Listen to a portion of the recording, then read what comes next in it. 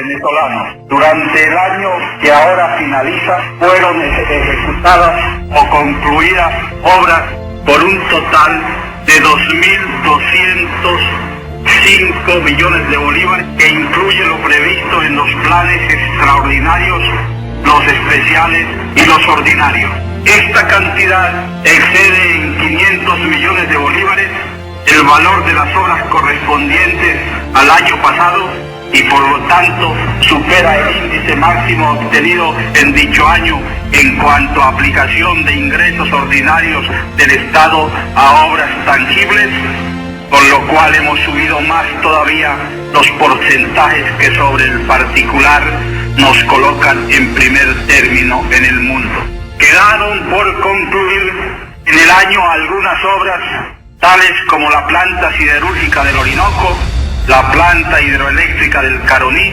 la carretera El Dorado-Santa Elena de Guairén, el puente sobre el lago de Maracaibo, el edificio principal de la zona rental de la ciudad universitaria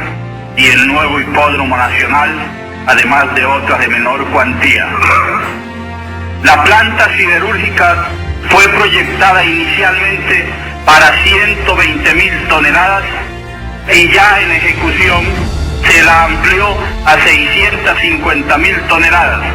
Es decir, se aumentó su capacidad más de 5 veces, aparte de que se la pone en condiciones de producir, mediante trabajos adicionales, 1.200.000 toneladas. La planta hidroeléctrica del Caroní,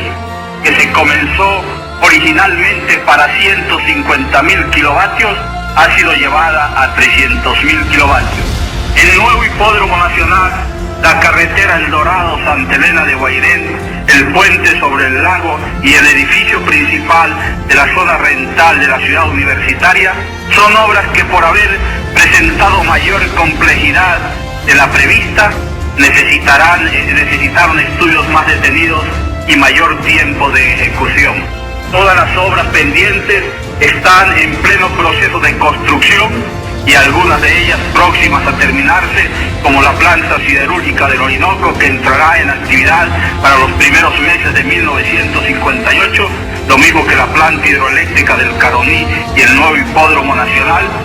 cuyas características técnicas y arquitectónicas hacen de él uno de los mejores del mundo. A propósito de estos retardos, debo recordar que cuando se hizo la enumeración general de obras para los años 1955, 1956 y 1957, manifesté que la conclusión de ellas podría adelantarse en algunos casos o retrasarse en otros sin que esto alterara fundamentalmente los planes.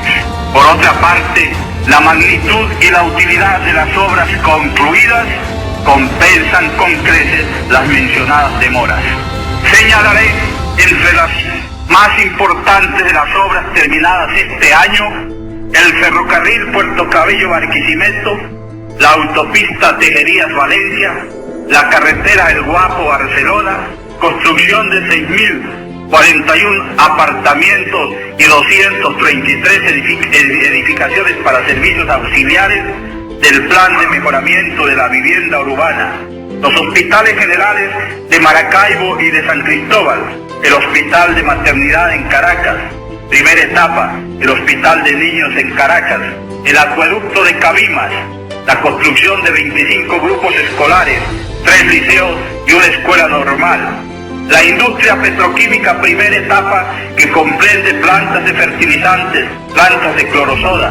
refinería experimental de petróleo y obras anexas,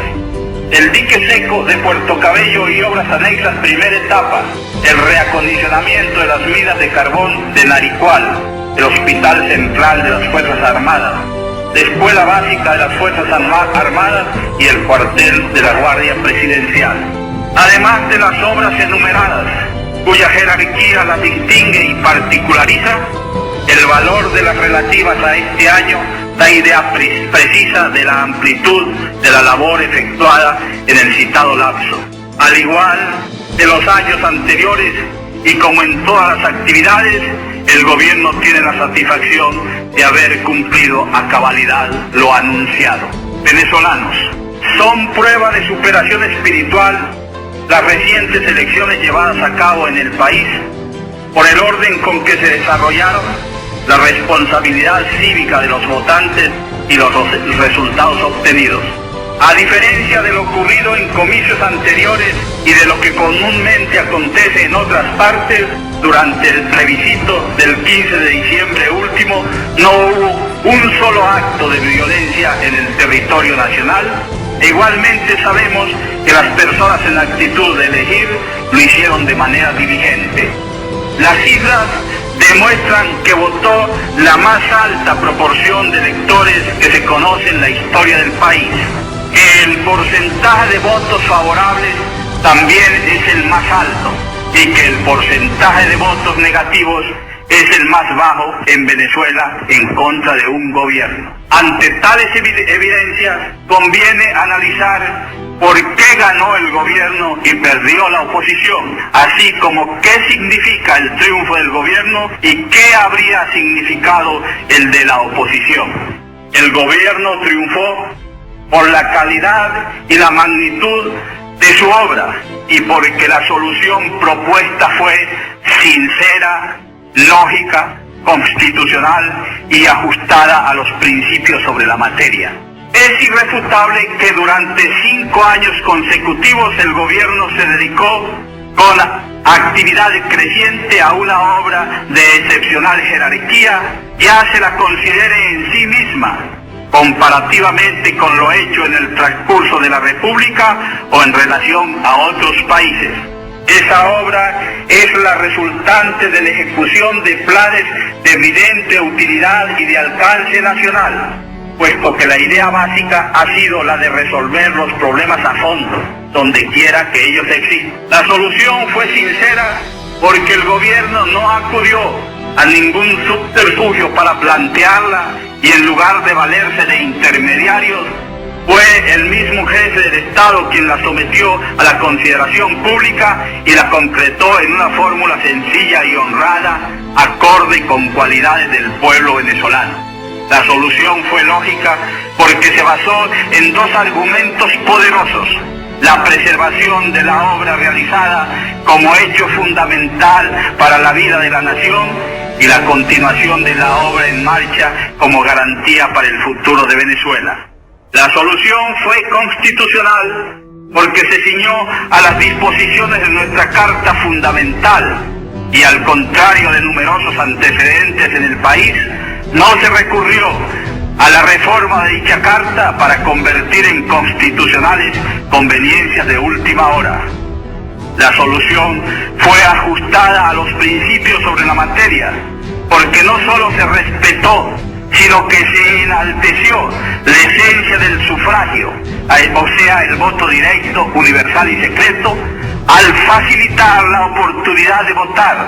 dejar plena libertad para que el elector optara por lo que creyera conveniente y preservarlo de la intervención perjudicial del agente electorero, cuyos apetitos personales o los de aquellos a quienes está subordinado lo llevan muchas veces a lesionar los intereses de la nación. La oposición perdió porque siguió empleando métodos caducos en una Venezuela evolucionada y transformada positivamente a una acción de gobierno técnica, eficaz y civilizadora. Solo pudo enfrentar campañas de difamación y de calumnias, fruto de su tremenda debilidad, de su reconocida ineptitud y de su desprestigio. En el exterior volvió a su táctica de buscar apoyo de algunos gobiernos y de organismos internacionales, sin que le importaran el respeto que exige nuestra soberanía, ni el daño que podrían causar a la nación informaciones inexactas y tendenciosas. Y en el país, en lugar de presentar planes de gobierno mejores que los del régimen, se limitó a servirse una vez más de su conocida propaganda destructiva e imposibilitada de convencer a la mayoría consciente, se dedicó a promover desórdenes entre adolescentes y entre irresponsables.